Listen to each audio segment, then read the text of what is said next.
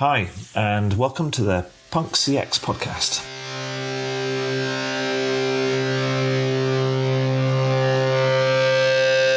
My name is Adrian Swinsko, and I'm an advisor, best-selling author, speaker, and general explorer when it comes to customer and employee experience.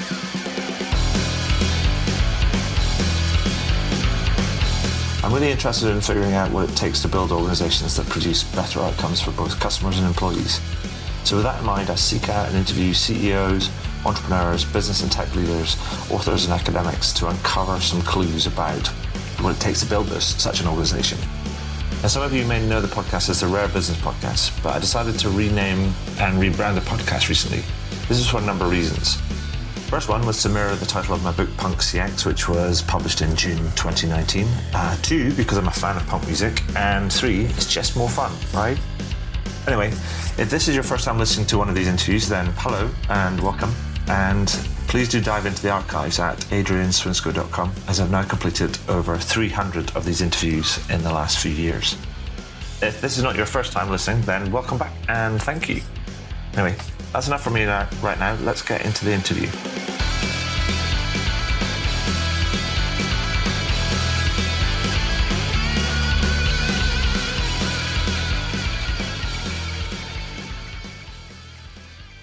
So welcome to the next edition of the Punk CX podcast. Today we're going to do something really different. And this is sort of like part two of the launch of something I've been calling my Secret Squirrel Club, because I've been gathering some people from around the world to work on a project kind of with me. Now, you all know that I published Punk CX, the name of the podcast. The book looks like this. It's the yellow cover where the kind of thing is with the pink bit in the middle is a nod to the Sex Pistols' Nevermind the Bollocks album back in the 70s. I did that back in 2019. What was interesting, I published it, and then in 2020 the world changed, right? And a whole bunch of things going to happen. And we've gone through sort of like 20 months or so of that, and we've seen all sorts of things kind of happen, and it made me think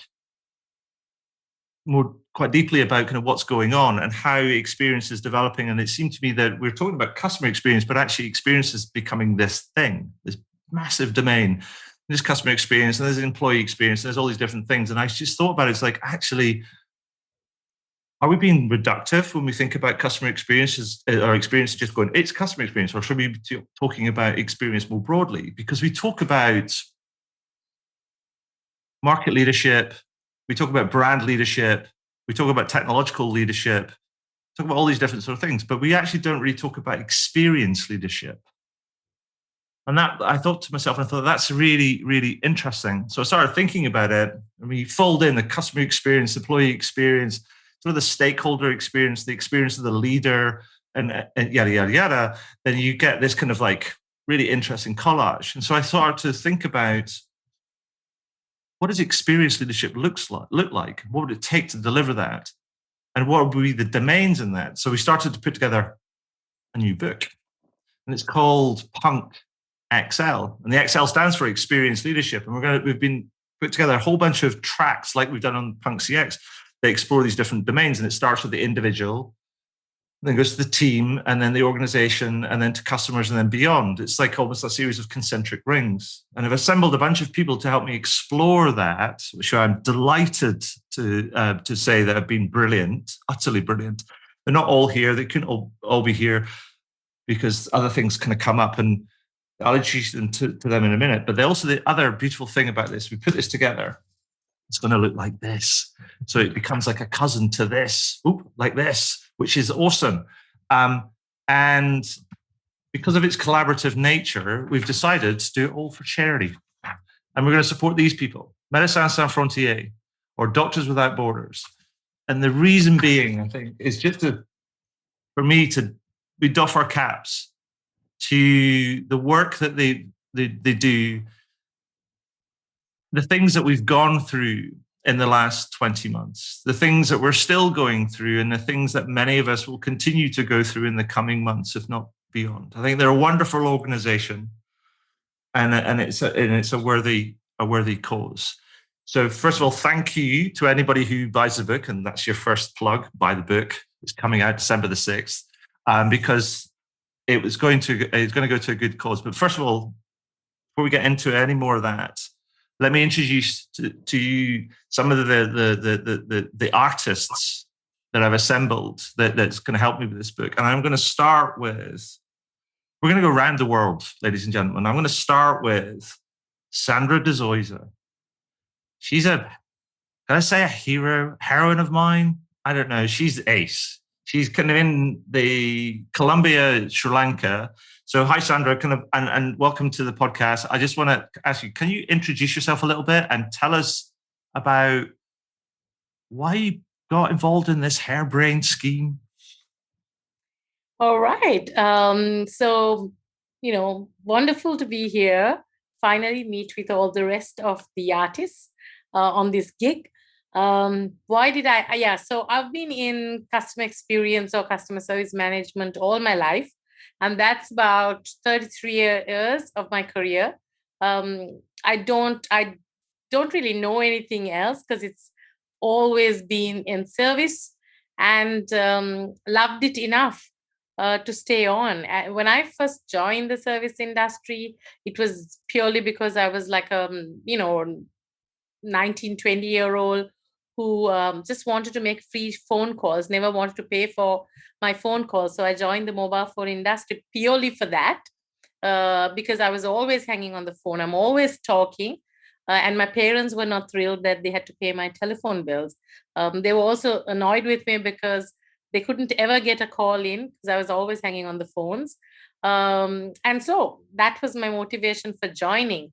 When I did join, though, I loved every bit of helping people.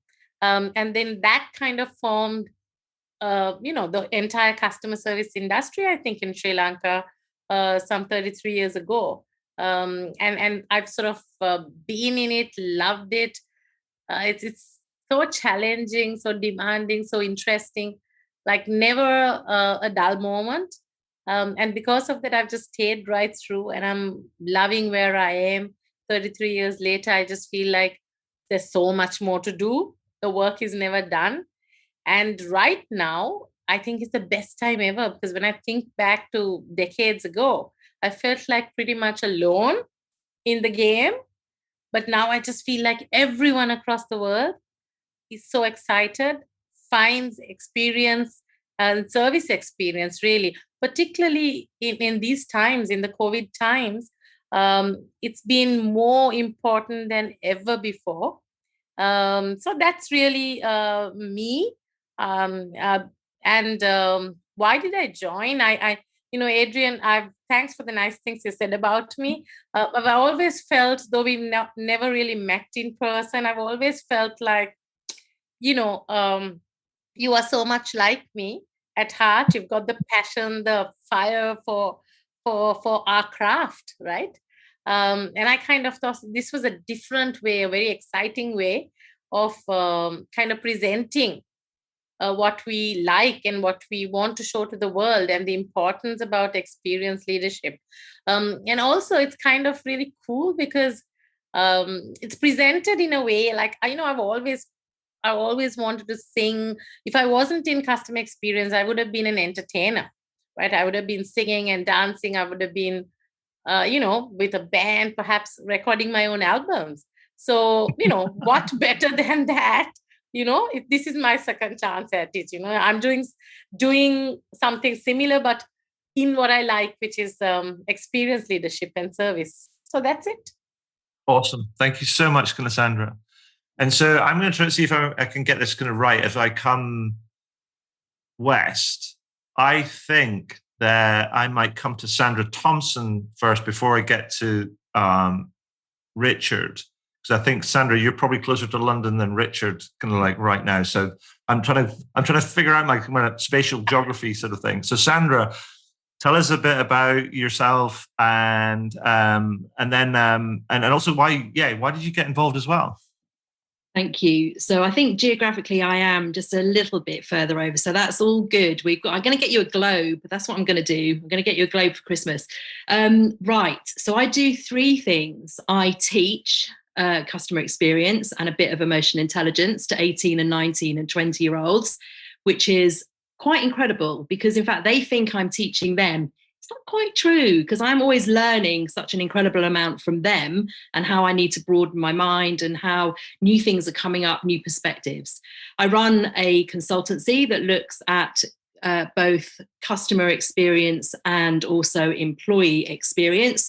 And then to top it off, I'm an emotional intelligence coach. And that's really where I found my groove, in the emotional intelligence, the empathy, the really how to be more human space. And that's what I really value and admire about you, Adrian, because you ask me some of the most difficult questions that I have ever known. Yes, indeed. And I love that. And so when you said, I'm going to do this thing, do you fancy being part of it? I couldn't even get to the end of the sentence and the email went straight back saying, yes, of course. Because when I read Punk CX, it stopped me in my tracks. And I don't read many books that do that. And I think that it's now that we need to get people just to pause for a moment, something to disrupt them, to get them to think slightly differently. And rather than go through the same yada, yada, yada, yada, stop for a minute and be inspired, be stimulated, be intrigued, be frustrated, be angry with what you are reading, because we need to get you to respond to something. And so when you asked me, of course, the answer was yes. And then it was like, what do I need to do? And what are you really talking about? So Secret Squirrel, I'm all up for. And I just want to say thanks. And also respect you to all the other contributors. Some of them made me cry. Some of them made me angry. Some of them made me joyful. So I'm really pleased. So thank you so much. Yeah. Oh, crumbs, you're making me cry. Yeah, but thank you so much, Sandra. And also just for everything you do. I think you're a pioneer in your space, and so it's an honor for me to have you kind of involved. And so before I get all mushy, I'm going to kind of pass it on to kind of like Richard and say, because I think then if I keep going west, you're the next up, Richard. Okay.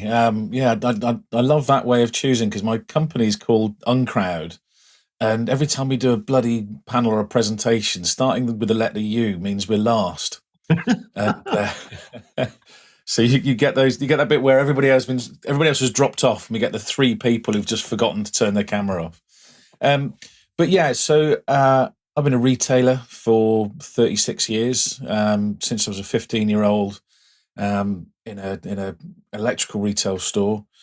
In my first couple of weeks of doing that, I found myself stood in the middle of the shop floor, watching people waving wads of cash at us, literally wads of cash. It was 85 was the last year that cash was the predominant payment method for our industry. And it occurred to me as I stood there, even as a 15-year-old, was, why here? Why have they come to our store to buy these things instead of the numerous other alternatives? And actually, I did a bit of research for one of my books a couple of years ago and discovered that at the time that I was in that store, there were 19 places in Oxford, where I lived, that you could buy the same thing that we were selling. So why were these people coming to us? And that's been a lifelong obsession since then, to try and understand, what is it about experience? What is it about the way we treat the lifeblood of our businesses, our customers, that makes them choose us instead of choosing somebody else? And it was kind of reflect on the change that we've seen in that time. That was 1985, I was 15. And in our particular company, our entirety of our differentiated customer experience was, if you wore a white butcher's coat, you were allowed to talk to customers. But if you wore a blue butcher's coat, you weren't. And that was it. That was the entirety of the thought that went into that. And I dressed my butcher. We weren't a butcher's, we were an electrical retailer. I dressed my butcher's coat up with a bow tie and kind of stickers on my clipboard, iPads. The kids don't know they're born. And, try to make myself stand out in that experience. But what's happened since, and this is why things like your project, Adrian, is so important, is that for the first 25 years of my retail career, customers were the inconvenience that a logistics business had to accept were part of getting product from production to revenue. And all through that time, you'd get the odd exception, but you'd get broadly in the bulk of management around retail, people who would talk about customers as this odd, unknowable group of people who got in the way of the things they really wanted to do. What's changed is that we have gone from essentially retailers and vendors being able to dictate to customers to a broad degree to a point where two things have happened. One is that we've suddenly got massive visibility of our choices as customers. And the second thing is we've got safe, easy access to those choices in a way that we never have before. And those two things have conspired together to create what I call a choice economy. We live and exist in the choice economy now. And anybody who's selling to customers, anybody who depends on independent thought to drive revenue towards their business has to accept that they are in a CX business. They're in a choice economy. And so, the question that you asked as to why we've all got involved in this, Adrian, for me, there's a number of reasons. The first is huge respect for you as a practitioner. Your work and your approach to this is fantastic. It's fresh and it's kind of lively, and you've got a zeal for it that makes people want to line up behind you. And that's a powerful thing. The second was, I just loved Punk CX. Thought it was a fantastic book, and it sits on my shelf in the office, and I regularly fling it at members of the team and say, just grab something out of there and then let's workshop something around a couple of pages of it and see what falls out of it. It's a no bullshit distillation of the challenge that we face, but also the opportunity of the choice economy that we're now in. Awesome. Thank you so much, Richard. And continuing on, if my geography is correct, I'm going to come to your neighbour on my screen, which is Ari, who is based in Ann Arbor in Michigan. Before we can come to, last but definitely not least, Karen. But Ari, first up, tell us a bit about yourself, and why Hairbrain Scream? Why did you get involved?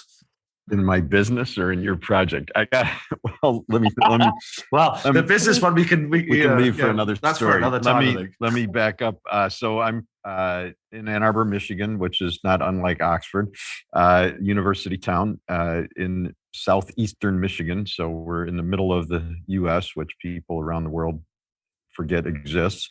But we're not in New York. We're not in San Francisco. We're not in Washington, Miami, or Las Vegas. So really, we're not even close to any of those. But we started our business in 1982. So we're about to have our 40th anniversary. So most of my life has, like some of you or all of you, been spent in this work. And we started with just 1,300 square feet. I don't know how to translate that quickly into the metric system, but somebody else can.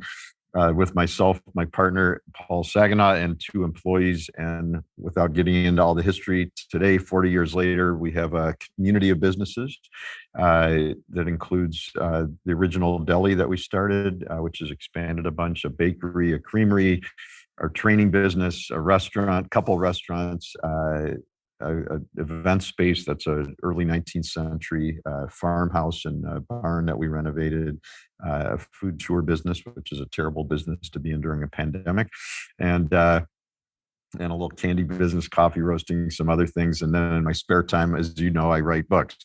Why did I get involved in your project? Because let's see, we have a shared interest in music, and you made it the first one look like the Sex Pistols, so who would say no to that?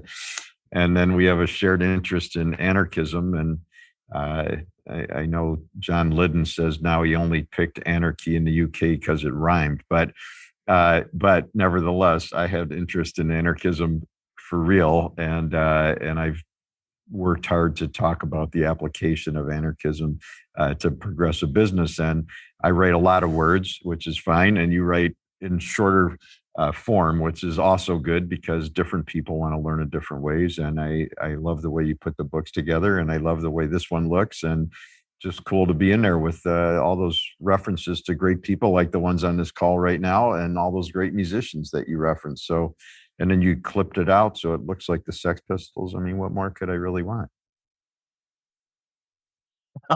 Brilliant. Thank you, Ari. And then Karen, to finish off our collective kind of just on this call today, tell us a bit about yourself, and because you're calling in from So we've reached our end of our journey, as it were, on this call. You're calling from San Francisco. So tell us about kind of yourself and also, kind of why you got involved as well. Absolutely. Hi, I'm Karen Jaw-Madson. I'm the author of Culture Your Culture, Innovating Experiences at Work. I'm the founder of a future of work platform called A New HR. I'm an instructor at Stanford University's Continuing Studies program. And I'm an executive coach and consultant of my own firm. It's called Co-Design of Work Experience. So I spend most of my time coaching and developing leadership, enabling organizations to leverage culture, employee experience, and DEI. I spend my time aligning people with strategy for results and driving change management and transformation. So, like others here, my passions for this work has been lifelong. Growing up as a person of color and daughter of immigrants, those came with certain experiences here in the US, and that made me wonder why things were the way they were, or that they continue to be. And for me, that was culture with a capital C, as I call it. Now, as for why I agreed to be involved, career-wise, I grew up in HR, where I didn't have a choice who I worked with or supported. And one of the promises I made to myself when I went independent was to spend time with those I wanted to work with. And of course, Adrian was one of those people. And we met for the first time recording a podcast episode. And we connected right away as people and as experts in experience design in all different ways. And so it was pretty much an instant connection, Adrian, wouldn't you say? And, let me just tell you how honored I was to be invited to this project and how thankful and I am for being a part of this pretty cool group here. I'm just listening to what everyone shared in their stories, and I'm just feeling even more and more proud to be included in this. So thank you again, Adrian. Crumbs. Stop it. I mean, I'm literally going to start leaking in a minute. I really am. Anyway, moving along swiftly. I want to kind of ask you all to kind of give us a flavor of the book, because as you know, it's organized like Punk CX is organized like it's inspired by musical albums, particularly punk albums. So it has tracks rather than chapters in the different sections. And those tracks are, in true punk style, are largely short and to the point. And they are meant to be provocative, challenging, potentially controversial. But to give people a flavor of some of the stuff in the book, I'd like you to go around and I'd like you to kind of to tell me a little bit. Tell me your favorite tracks. You've seen a draft, so pick your favorite track. But on the only condition is you can't pick your own, so you have to pick somebody else's. So I'm going to mix it up this time, and I'm going to come to Richard first, because I'm going to keep you on. It's like a random sort of like, those game shows where you have the kind of the colored squares, and it stopped on Richard. Richard, you're up first. Favorite track? What do you think, sir? Yeah, so my favourite is one that on the face of it seems like an obvious thing to think about, but actually in practice is something that we need to be reminded to do all the time, and it's the problem pause. And that idea of spend more time thinking about the problem than you do getting on to starting to come up with solutions. And it's such an obvious thing. It's one of those things that you can have on a desk calendar that says, hey, step back from the problem and think about things before you act. But we don't do that, particularly in customer-facing businesses. We go, shit, problem, fix. And we're constantly fixing, we're constantly bandaging stuff. Something's let somebody down at this point in the customer journey. Right, let's put sticking plaster on that. And you end up with these horrible Heath Robinson machines that are all bandage and sticky tape that don't really have a relationship to what the customer actually wanted out of you in the first place. And there's a good example of that really gets me going, which is if you do customer feedback. So if you ask your customers what they want from you, which incidentally I think is one of the dumbest ways of looking for preference and looking for improvement in your business you can possibly consider. Yeah, give customers a voice, a channel to tell you why you've pissed them off, because we love to be heard, but don't base your strategy on people essentially giving you their Christmas lists. but you'll get somebody who'll say, I don't know, I want more choice from you. As a business, you need to give me more choice because I came to you for some brown shoes and I didn't get any brown shoes. So show me more brown shoes. When actually what that person really means is I didn't find the brown shoes I wanted. You failed me to show me the brown shoes I wanted. That's what they're actually asking you to do, is to fix the way that you put the right product in front of them and the right experience in front of them. But the knee jerk from us as customers is to say, well, I didn't find what I wanted, show me more stuff. So that idea of stepping back from it and saying, right, okay, here are the problems that have just emerged in this experience. What do they actually really mean? Are they problems relative to the way we do business? Or are they problems relative to the way that other people do business? Do they make us relatively less attractive than somebody else? Does fixing these immediately actually help us to take more money from customers more often across more opportunities? What's really going on? So that one really, really stood out, and I'm going to stick that on my wall as just to remember to pause, think about the problem, and the way that the author wrote that. And I apologize, I can't work out who did it from the draft I'm looking at. That's yours. Is that name off it, Adrian? Very modest. But it's that thing of just gather the evidence, really understand the context of the thing that you're looking at, and then do something about finding a solution. Brilliant stuff, Adrian. Thank you, man. And then the random squares go around again. I'm going to come with Ari this time first because he looks slightly startled. That's just to keep you paying attention. So thank you. Well, they're all good, to be honest. But I'm going to go with Sandra Thompson's because I've been writing about emotion also, and she summed up a lot that I think is so important. I can only share my own childhood experience, but it's not an uncommon one, especially for young males in the U.S. At least when I grew up. But we're not encouraged to share emotion. When we are, it's mostly in the athletic events or in unhealthy ways. I love my mother, passed away many years ago, but used to say stuff like, "I'm not angry," right? Which is, at 3 is very confusing. And so then we spend many of us, our adult lives, going to therapy and trying to figure out how to unwind what looked like the color red, but everybody told you it was green, and it's kind of confusing. So trying to learn to embrace our own emotions and help people in the workplace, in our organization at least, to be able to accept the normal reality. Like, we all have emotions. You can't be too emotional. We're all emotional. It's impossible to stop. In fact, trying to stop makes it very unhelpful.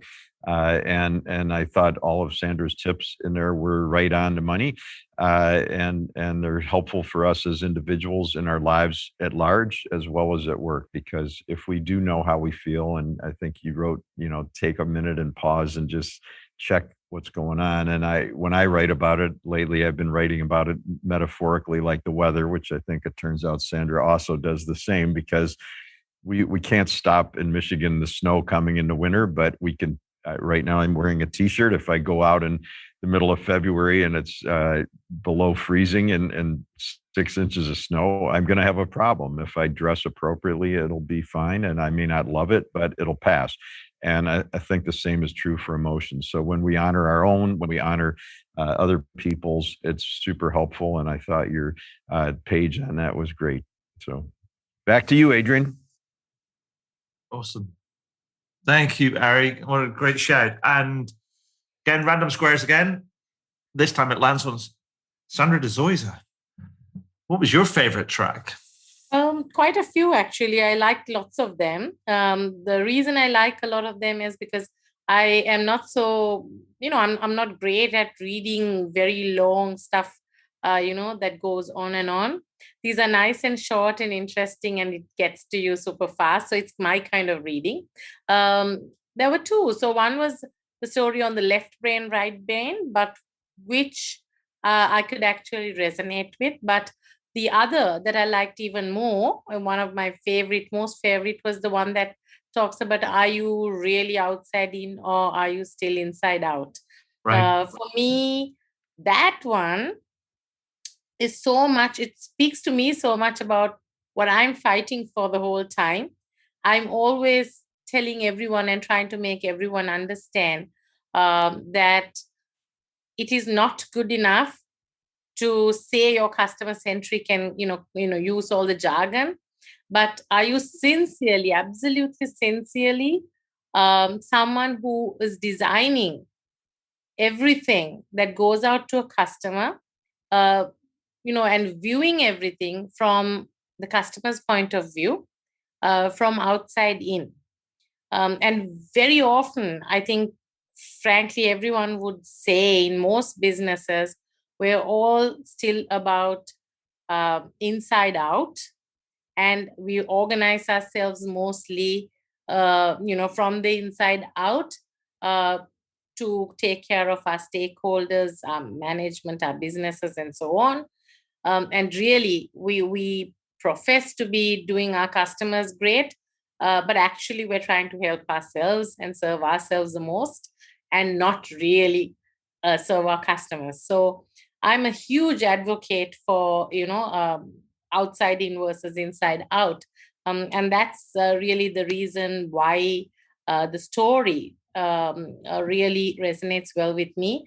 There was something about, from Professor John Seddon, I think. Yeah. You need to create a customer typology of demand and not an organization one, right? It needs to be based on the customer demand and not the organization's demand. So that one really absolutely is what I believe in. And we really do need to design a business that operates outside in. So yeah, that's the one that I kind of like the most. And especially now that we are in, we pay a lot more attention to design, and everyone's all about UI, UX and design and customer journeys, and organizing customer journeys. It's really gives us the most opportunity to start redesigning our customer processes and our businesses to really be outside in. And especially because of the fact that I agree too that right now what's absolutely most important in life, dealing with other human beings, is empathy. If you can't be a business, and if you can't be a set of people within the organization that can walk in the customer's shoes, that can understand the other person, right? There's always a service provider, there's always a customer. And all of us in our lives are often customers every single day of something, of some service. And when the roles reverse, how do you want to be treated? And how do you want other people to look at you, treat you, to figure out what's going on in your head, to really understand and to be able to serve your need in the hour of need or at the point of need? And that immediately when the roles reverse and you are the service provider and the rest of the guys are your customers, you need to be feeling the same way. So for me, that is my favorite for that reason, Adrian. Perfect. Thank you, Sandra. That's awesome. So random buttons, 2 left. Karen, I'm going to come to you next. All right. Well, I will also admit that it was hard to pick just one. So I'm hoping that in the brief amount of time, I can just share my favorite tracks in very quick succession, if that's okay. Okay. So the first is exposure hours, which challenges us to think about how much time we actually spend with our stakeholders. And that kind of points to the empathy that Sandra was just talking about. The other 3 elevate what are typically marginalized perspectives. So I love the leadership lessons from motherhood. Being a mother later in life myself, it really resonated with me. The value of workers with disabilities, and the piece that emphasizes thinking globally and acting locally. That last piece was so important and often neglected, I'll admit, by my fellow Americans. So I think of all these perspectives, everyone really could learn from these diverse points of view that are often really not part of the main decision-making process. And so I think that this book did a great job of prompting in so many respects, but especially in these 4 ways. See, I couldn't even pick one. I had to do 4. Brilliant. Thank you, Karen. And lastly, Sandra, Ms. Thompson. Thank you. So I'm adding a vote to Karen's point there. Mothers by Serena Riley. When I read it, I stopped and then I reread it and then I read it for a 3rd time, every single word really carefully. Why? Because it felt like it was making a point about depth, relationship, understanding, not only from a perspective of how we should know the people that we work with so much better, but also how we should know our customers so much better and our stakeholders, because the narrative takes you on this mini roller coaster of what it's like to be and what the strengths are and where the challenges are. And honestly, do we really know one another that well? And how different the world would be if we did know one another that well. And it really spoke to me because I thought of the people that I work with. I think there's a handful of people that I could say, I think I could write a short paragraph on what I think their life is like. And I know that those people have a closer emotional connection with me as a consequence. So I read that and I felt moved and I felt inspired and I felt that this is the one thing. So in a similar way to Richard, that's going on my wall because it's going to be a reminder to ask great questions and, if the person is willing, to find out a little bit more so that I know what to do and I can be receptive and I can be of service. It was remarkable. Oh, I feel some posters coming on. I think there's going to be some offshoot posters going to go in, a bit like the things that are behind me. Oh, brilliant. We will talk about that later. But so I don't want to kind of keep you for kind of much longer because this is just a kind of a bit of a, it's part of a launch, to kind of promote it and to talk about the book and also to emphasize that the book is intending to try and raise this idea of experience leadership and what that means. It's not an answer. It's not a method. It's just the start of a conversation and it's sharing a bunch of ideas. And so if I was to kind of ask you to give me very quickly kind of like, a thing that you'd like to see either individuals or organizations do more of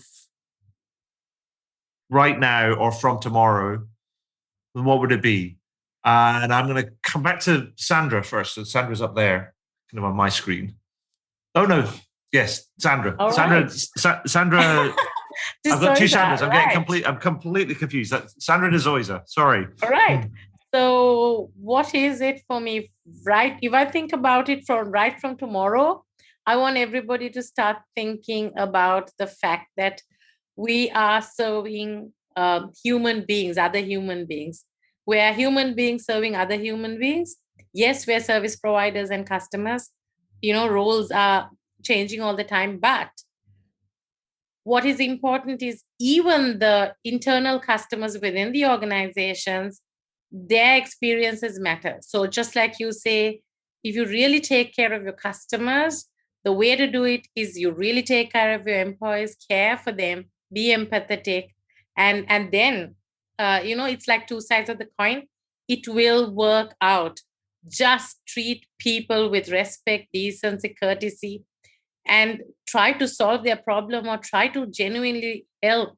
Use your heart, and that's what I want to say. Awesome. So I'm going to pass it straight on to the other Sandra Thompson. What would be the one thing if you were to give people? I'm giving you the kind of, you can make you queen of the world for the day, and you can dictate or make diktats, as it were, and say like, today I dictate, and it will start from tomorrow. What would be the one thing? I dictate that people have courage. Courage to do what's right. So actually, to build on what Sandra's saying, it feels like right now, and I know that Adrian and I, we've had this conversation, the next few years, we have the opportunity to be courageous, not to do what we think is right, but to do what is really right. And that's the point about where you work, how you work, the relationships that you create. So courage. I grant you all courage, unlimitless courage. Perfect. I'm going to pass it on to go look at Sandra De Zoysa going, come on. I'm going to pass it on to King Richard, sir. Yeah, I would mint a new currency, and that currency would be kindness. I would like to see kindness given a real value, because the truth is, kindness is power. You can create empires on kindness. You can create fabulous experiences with kindness. You can propel your business along with kindness, or at the same time, you can enjoy being a human being by building your life around kindness. Companies can be kind. People can be kind. It's one of those weird things that if you say to a company, to a board, I've created a new strategy for you, and it's centered on kindness, the instant reaction you'll get today is, goodness me, well, we can't promise being kind. We need to, God, good. In fact, I was turned a huge global oil company. I had happy in a particular project strapline, and they said, oh, no, we can't promise happy. Oh, goodness me. Let's be kind to each other because it has a payoff to it. Kindness is power. Fantastic. I love that. And you're now going to be succeeded by King Ari, who's now got the diktat kind of baton. Although I'm not sure he kind of like believes in kings and queens and things. I was going to say, you think people often on the outside will refer to what we do as the Zingerman's Empire, and I'm like, you have the completely wrong metaphor. Exactly. No kings, man. But anyway, no, I get that. I love everything everybody said. Richard, I wrote a whole thing about kind Zen, and the idea that it needs to be a daily practice that we bring to everything. So that was beautiful. And I was thinking I got to take notes, but then I realized it'll be on the podcast. So I'll just take notes from that because I couldn't switch gears fast enough, but I couldn't agree more with everybody. I think the thing for me is just, it's a little bit in line with what everyone's already said, but two things that I've learned from anarchism, among the many. One is that the means that we use to do whatever we do must be congruent with the ends we would like to achieve. And so much of the work world is run by yelling at employees to give better service or whatever. And of course, it's absurd. It will never work. And the other is just to remember that, yes, there's a global world, and yes, we're on Zoom, and we're everywhere from Sri Lanka to the US right now. And at the same time, though, the changes are completely local like me. And so Howard Ehrlich was an interesting anarchist writer who said, who will make the anarchist revolution? And he said, each of us every day right now. So it's not about changing policy at the big level. Those things are important as well. But while they're all figuring that out, we can start by just being kind, as Richard said, by having courage and giving great customer service, because we're all human beings, and not only the customers, of course, to state the obvious, but the people we work with. And we may have a higher spot on an org chart, but we're not a better human being. And the street person living out front or sitting out front of the business is just as smart and creative as I am. And the more we remember to treat everybody with dignity and just to make a difference right now, the better it's going to go. Awesome. Thank you, Ari. I love that. And lastly, on to Queen Karen for your diktat for tomorrow, as it were. Right. I love this question. I'm going to pull concepts from the book, things like empathy, self-reflection and awareness, experimentation, learning, all of which are far too scarce in organizations and relationships today. I really don't think it's a capability issue, because these are things that are hard-coded in our human nature. It's been a choice. So my dictate is actually, I'll implore, let's just say, I'm asking people to choose and to choose these, because they are essentially what makes the difference when we talk about experience. And so that's my dictate. Fantastic. Thank you so much. And I couldn't agree with you all kind of like more. So thank you to Karen, to Ari, to Richard, to Sandra for this. Now, I want to finish before we kind of like press stop. I want to finish on doing a bit of a fun thing. Might be a bit of a strange thing. It might work on video, it might not work on video, but I need to talk you through this so at least people who are listening on audio can try and be running along, listen to the podcast and go, how does that work? Kind of on audio. It's an experiential thing, we'll call it, right? So with your left hand, I want you to cross your fingers, right? Your first two fingers. And with your right hand, I want you to make an L, like a sign of a loser. Now imagine you're on your screen. You've got to figure out which order they need to go in. Is it like this? Is it XL? Or is it like that? I don't know which one it is. But anyway, that's the kind of that's what I do, because I want everybody to kind of go to make the site, to make the thing of XL, because then we can get like a screen grab of everybody doing XL, and it feels like we're in a gang. Enough of that silliness.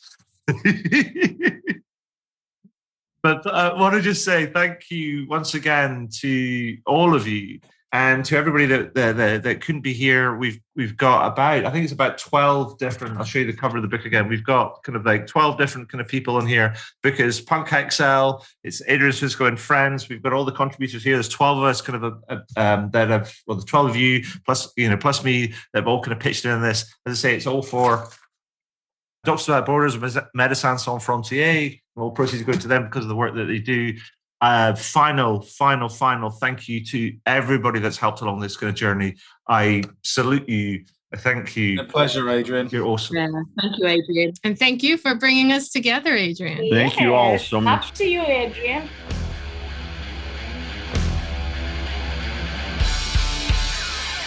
Well, that was cool.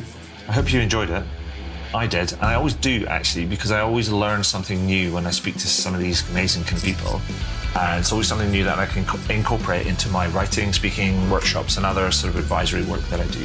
Now, if you're interested in learning about any of that sort of stuff, then you can find out more about how I work with clients over at adrianswisco.com. But one final thing before I go, please consider heading over to iTunes or Spotify or whichever podcast platform you choose to use, and do leave a review. Every little helps, as they say. Anyway, that's all for now. Thank you for listening, and do tune in again soon. All the very best. Cheers. Bye.